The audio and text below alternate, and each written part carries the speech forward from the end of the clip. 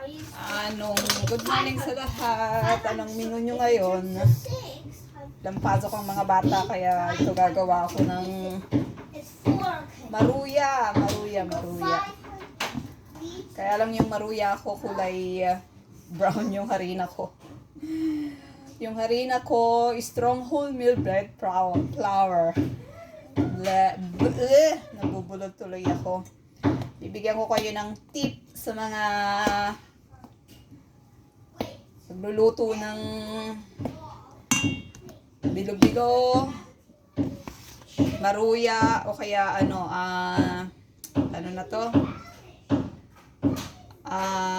turon. Ang ginagawa ko sa saging para hindi ma-overripe.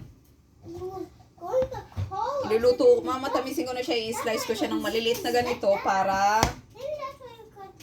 hindi masira. Tapos lalagay ko sa freezer. Kahit ilagay mo sa freezer yan ng ilang buwan, ganito pa rin siya. Itong saging na to galing pa ng Pilipinas ng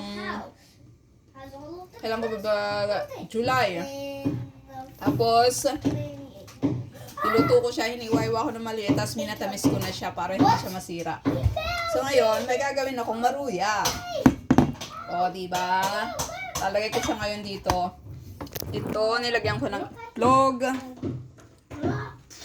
konting gatas at saka tubig kasi hindi ko na siya lalagyan ng butter. Tapos ito, ihahalo ko dito. Yan. Masyado yatang marami. Pero okay lang yan. Oopsie. Yan. Tapos magbebenta ako pag may natira. Bebenta ako ng maruya.